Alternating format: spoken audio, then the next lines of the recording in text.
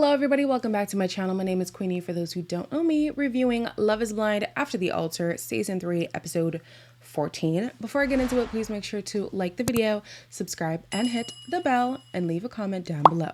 So we left off in episode 13 with SK putting it out there that he feels like proposing is the next step in him and Raven's relationship. Raven, on the other hand, is having a conversation with her friend, and she feels like going back and forth with SK has inspired her to want to explore other cities to live in. Ever since I've been traveling back and forth to visit SK, it's really opened my eyes to I really think I would love to live somewhere else. Nebraska, no. Idaho, no. I moved to Hawaii though. Oop. We need to just be very intentional about the steps that, right. you know, that what does the next step look like? I thought y'all just got an apartment together. I thought y'all were doing this whole long distance thing. I think unless she wants to move to where he is doing school, I don't understand this thought process. And didn't she say if she's gonna be with a man, he's gonna have to be the man, traditionally, as in the bills are on you, my guy? He's in school full time, has a whole year left. This is why this storyline does not make sense. There are so many holes in the story. It just seems so sketch. And I understand people are saying that Raven was the victim in this situation. Everything happened to her, but it is very hard for me to believe that she did not have some suspicions, if not knowing fully what was happening. Nancy has been keeping her relationship with Bartis to herself, away from her brother and mom.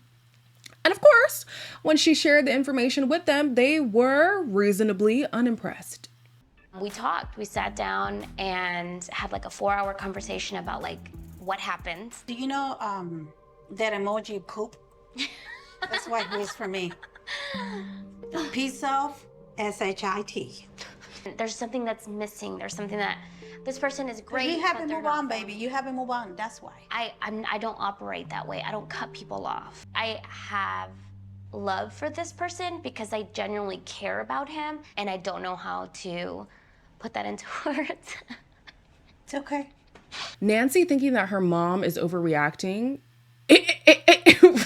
with how she feels about Bartis is so alarming to me, because anybody who saw what you went through would react the same way, mother or not, but more so mother, more so your mom.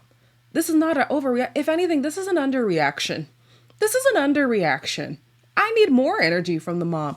I'm just Nancy, you need to have some self-worth. You need to look at the situation and say, this person does not deserve my affection. This person does not deserve my time, does not deserve my effort, regardless of how I feel about them. And I'm not even going to say that like it's easy. Again, trust me, I know. I'm not going to act like it's easy, but let's be for real. Okay, let's be for real. In the previous episode, Bartis, when he was talking with the guys, was basically saying he assumes Nancy is aware that he does not have any romantic feelings for her, but he will not explicitly say that. And herein lies the problem, because you are aware, Bartis, that there is a blurred line between y'all. And for you, you can say, oh, I'm not going to cross it because I'm not interested. But if ever you felt inclined to want to try and cross the border, you know she'd allow you. And that's why you won't say point blank, I don't like you in that way. Because then the door will be closed and you will not be receiving whatever benefits you're getting from this relationship. Zeneb is getting her hair done. Yeah, with her friend or something. I didn't really check who the person was, but basically she's sharing that she's having some anxiety with Cole being at Alexa's birthday party, but she's going to show up looking her best self in case she needs to stunt on him a little bit. I'm going to have to see Cole. I'm going to have to look hot AF, LOL. If I leave this party holding hands with this man, something has happened. The aliens have came. They've taken my body.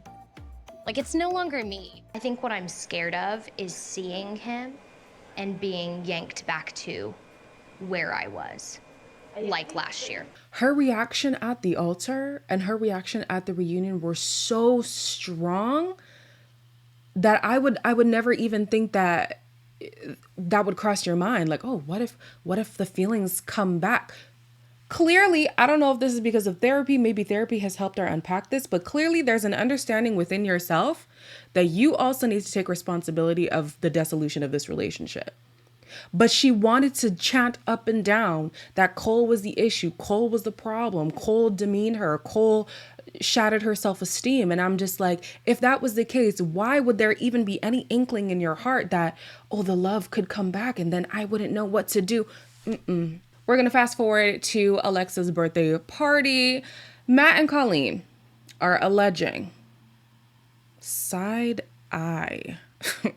They're alleging that Matt is on a drink restriction because at the wedding, he passed out so quick and they couldn't enjoy their first night together as a married couple. Did you take a shot? No, I can I tell in haven't your yet. eyes. I haven't. No, I just I took the Only allowed one. I don't care what's allowed. I really don't. Yeah, you're not in charge. I know, but I know how he gets. I'm in charge. Matt and Colleen just fight a lot. Like, point blank period. They fight with each other a lot. It's just like weird vibes, you know? I don't know. Oh, is that the story? That's the only reason? It's not for the fact that this man verbally berates you whenever he's intoxicated. That's not it? No? Okay. Sure. Cole arrives at the party and Zenab expresses that she's not going to make an effort to talk to him unless he goes over and talks to her. The same goes for Brennan. And so here goes Cole on like an olive branch tour. I was going to say apology tour, but he's not really apologizing. He's kind of just extending the olive branch. I'm trying to connect Cole and Brennan because I want them to squash whatever the hell they have going on. I didn't respect the way that things went down. From what I've known, things were negative. Okay? Yeah. What I'm referring to is you telling Zay that she's either too fat or she eats too much or she's not your type or you fucking hitting on other people at different bars. That's what I'm referring to. He's just pissed off at me because I hurt his wife's best friend. Brennan is so weird to me. So weird to me. I understand him not wanting to be Cole's friend because, like, how he treated Zenab in his perception was not okay.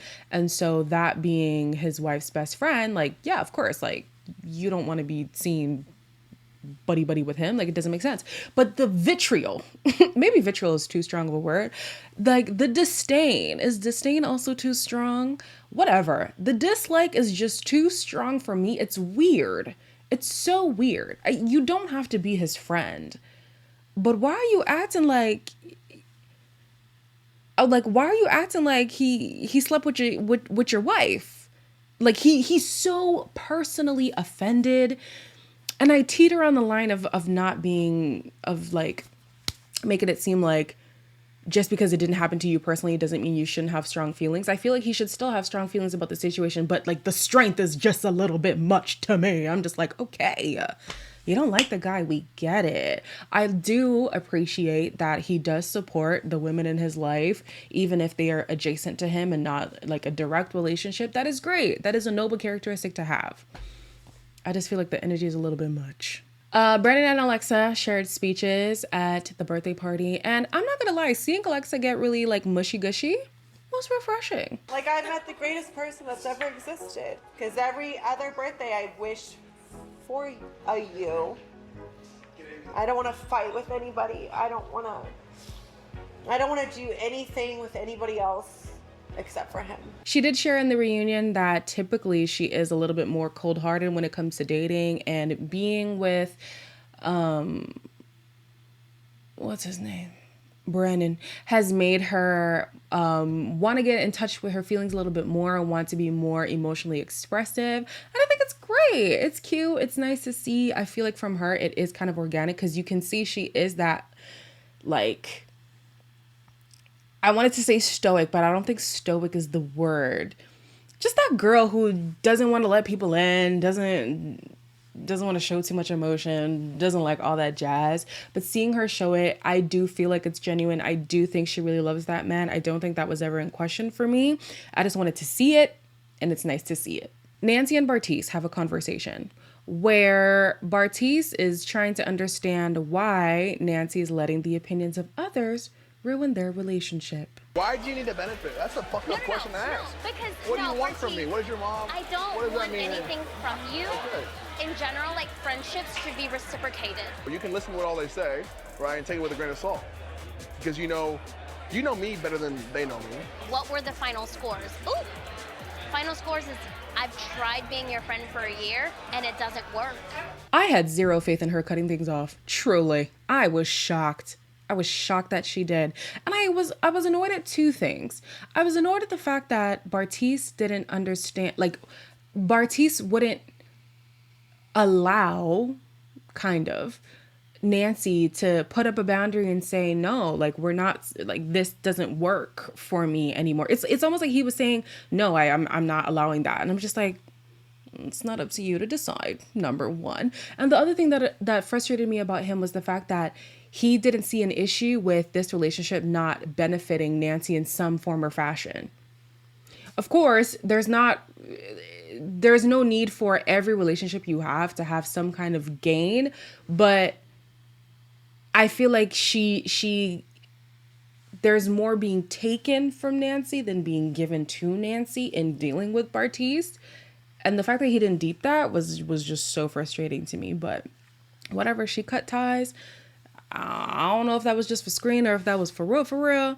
But okay. The episode ends with Cole approaching Zenab to have the conversation, which she's very reluctant to have.